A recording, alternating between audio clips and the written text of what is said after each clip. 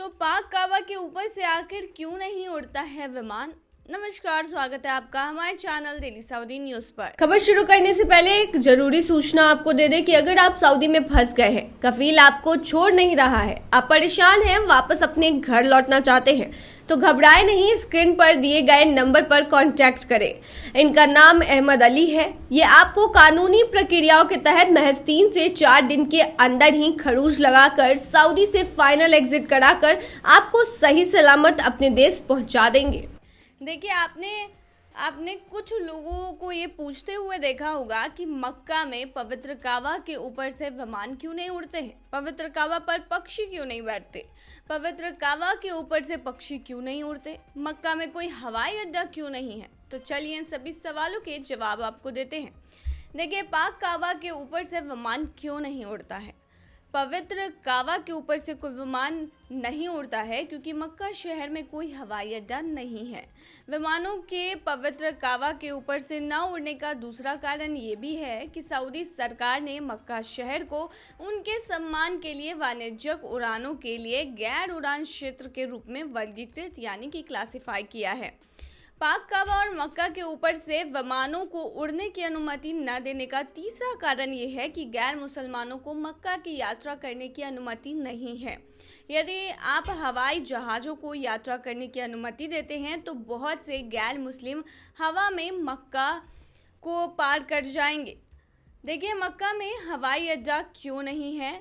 तो देखिए, मक्का दुनिया के उन शहरों में से एक है जहां साल भर सबसे ज़्यादा पर्यटक आते हैं। हज और उम्रा के तीर्थयात्रियों को अपनी रस्में अदा करने के लिए मक्का पहुंचना पड़ता है। तो मक्का में हवाई अड्डा क्यों नहीं है। खैर, ऐसा नहीं है कि वे वहां हवाई अड्डा नहीं बनवा सकते या ऐसा कुछ। मक्का में हवाई अड्डा ना होने के 2 संभावित कारण हैं। मक्का जेदा के नज़दीक है। देखिए, पहला और सरल कारण यह है कि मक्का जेदा से लगभग 90 किलोमीटर की ही दूरी पर है। मक्का में एक नया हवाई अड्डा बनाना और उस पर विमान के चालक दल, परागमन यात्रियों और अन्य सहायक कर्मचारियों की भीड़ भाड़ करना एक उपयुक्त विचार नहीं होगा।